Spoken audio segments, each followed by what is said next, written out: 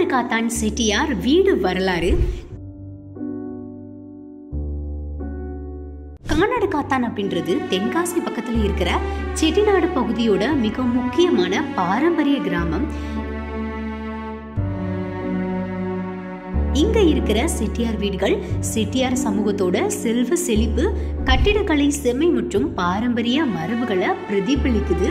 வரலாறு பத்தி பார்த்தோம்னா கானாடு காத்தான் செட்டியார் வீடுகள் பெரும்பாலும் 19ஆம் நூற்றாண்டுல உருவாக்கப்பட்டன.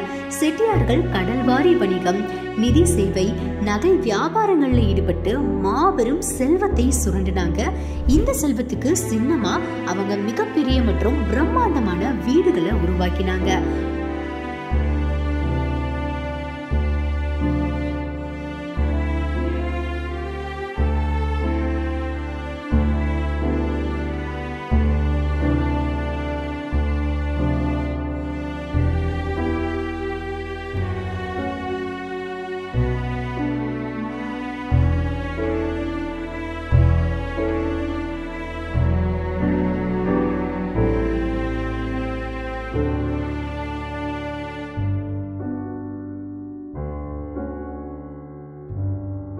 வீடுகளோட கட்டுமானம் பாத்தீங்கன்னா வெளிநாடுகள்ல இருந்து கொண்டு வரப்பட்ட பல்வேறு பொருட்களால மிக பெரும் நுணுக்கத்துடன் செய்யப்பட்டன.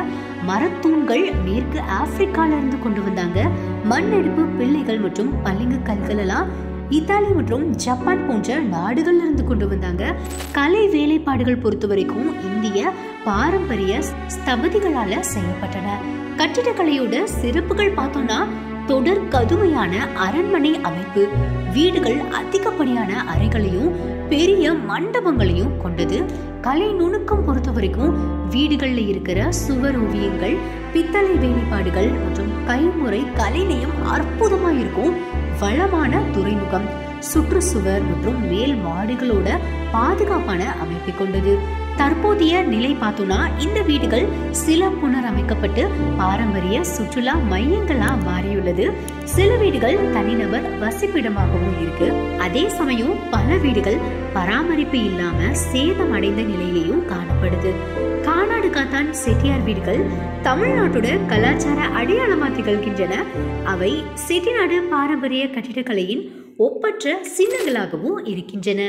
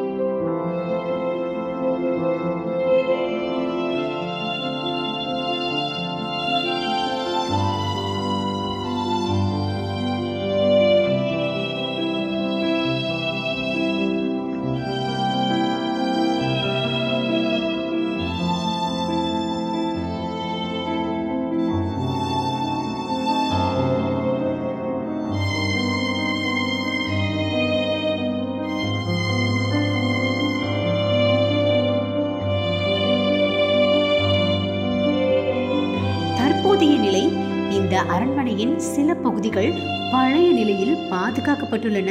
அதே சமயம் சில பகுதிகள் சேதமடைந்துள்ளன. அரண்மனை மற்றும் அதன் சுற்றுப்புறம் தற்போது சுற்றுலா பயணிகளின் கவனத்தை ஈர்க்கிறது.